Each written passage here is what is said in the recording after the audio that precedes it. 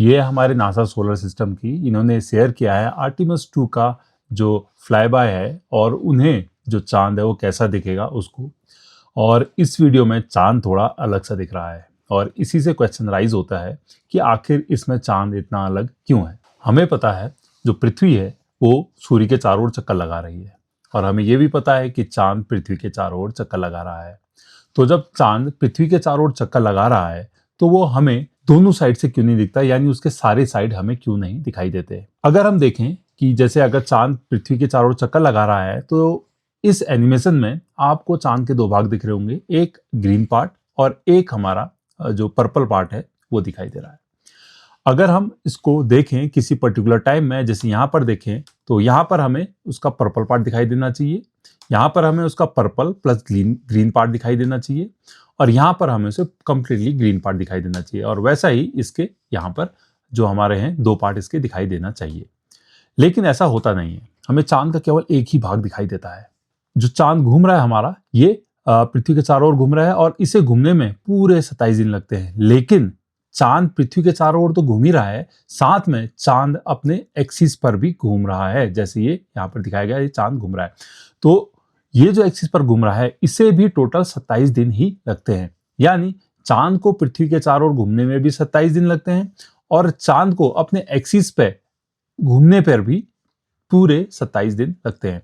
अब इन दोनों को अगर हम कंबाइन कर दें तो जो रिजल्ट है वो कैसा फॉर्म होगा। इसमें आप देख रहे होंगे जो चांद है वो सूर्य के चारों ओर घूम रहा है और साथ ही चांद अपने एक्सिस पर भी घूम रहा है, जिस कारण से जो अर्थ की ओर को जो फेस कर रहा है चांद वो केवल एक ही कलर कर रहा है। आप चाहे यहाँ देख लें, यहाँ पर भी पर्पल हमारी ओर है, यहाँ पर भी पर्पल हमारी ओर है और यहाँ पर भी पर्पल हमारी ओर है। तो जब हम अर्थ से देखते हैं तो हमें केवल पर्पल पार्ट दिखाई देता है और जो ग्रीन पार्ट है वो हमसे छुप जाता है। अगर हम इसे सूरज के साथ देखें कि अगर हम सूरज भी इसमें इंट्रोड्यूस कर दें तब क्या होता है, तो यहाँ पे आप देख रहे होंगे यहाँ पे सूरज को मैंने ऐड कर दिया। सूरज की शैडो से चांद का केवल एक भाग चमक रहा है, ऐसी अर्थ का भी एक भाग चमक रहा है।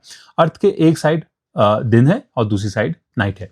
तो अगर अब रोटेशन हम देखें तो रोटेशन होने की वजह से जो चांद का है उसका कुछ ही पार्ट हम देख पाते हैं। तो स्टार्टिंग पर जो ये है हमारा अमावस्या का दिन यानी न्यू मून का दिन। इस दिन हमें चांद नहीं दिखाई देता है। इससे थोड़ा और आगे बढ़े तो मून का फेज जो है वो बढ़ता है और हमें पर्पल कलर यानी मून का जो एक साइड है वो हमें और दिखने लगता है। यहाँ पर हमें मून 1/4 दिखाई देता है और जब यहाँ पर बिल्कुल अपोजिट में हो जाता है तो हमें मून फुल मून दिखाई देता है यानी पूर्णिमा का दिन।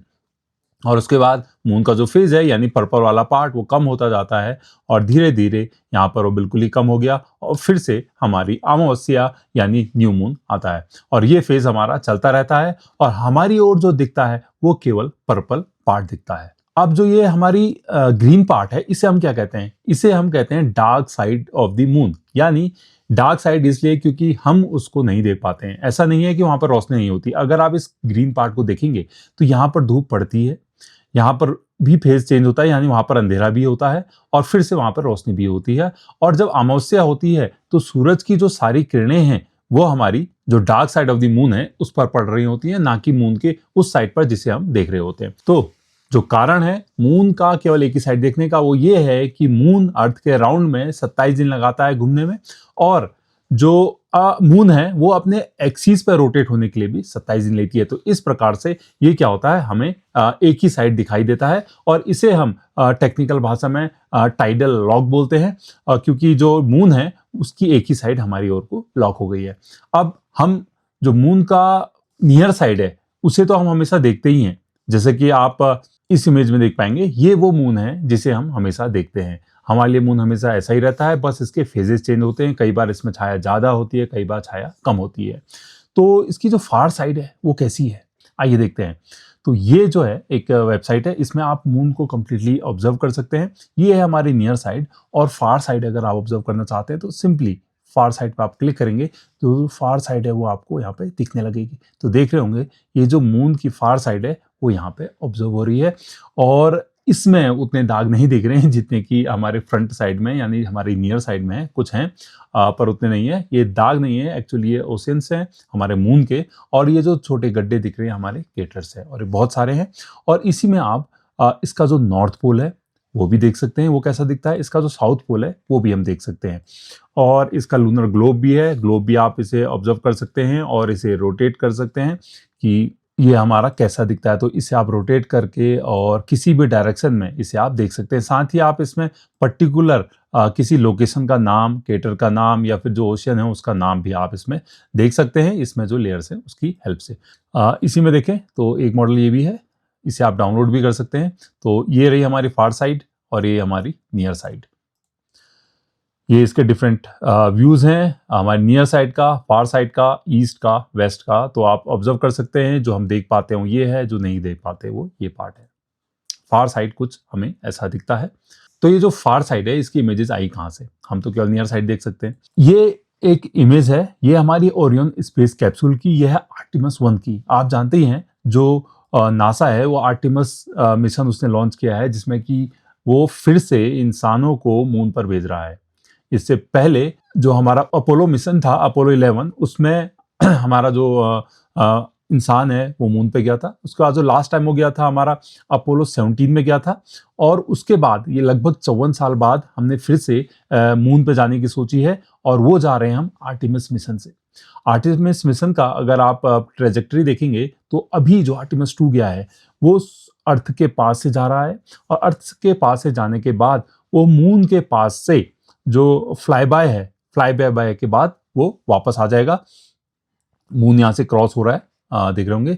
और जो आर्टिमस हमारा मिशन 2 है वो यहाँ से फ्लाई बाय होके और ये वापस आके हमारे वापस अर्थ में आ जाएगा। ये आर्टिमस 2 है। आर्टिमस 3 हमारा इसकी लैंडिंग को परफेक्ट करेगा अर्थ के नियर में। और आर्टिमस 4 मोस्ट प्रोबेबली वो मिशन होगा जिसमें फिर से इंसान मून पर लैंड करेगा। ये हमारे मून की नियर साइड है, और किसी आर्टिस्ट ने इसको 3D एनिमेशन से दिखा रखा है। और इसमें आप देख रहे होंगे तो नियर साइड है, लेकिन फार साइड कैसी दिखती है और कैसी दिखती होगी इसकी इमेजिनेशन है। तो ये एक वीडियो है, इसे आप नासा सोलर सिस्टम के पेज में इजीली ऑब्जर्व कर सकते हैं और देख सकते हैं। तो ये थी कहानी मून के फार साइड और नियर साइड की, कि क्यों हम मून का केवल एक ही पार्ट देख पाते हैं, फेजेस क्यों होते हैं, और उसका फार साइड आखिर दिखता कैसे है।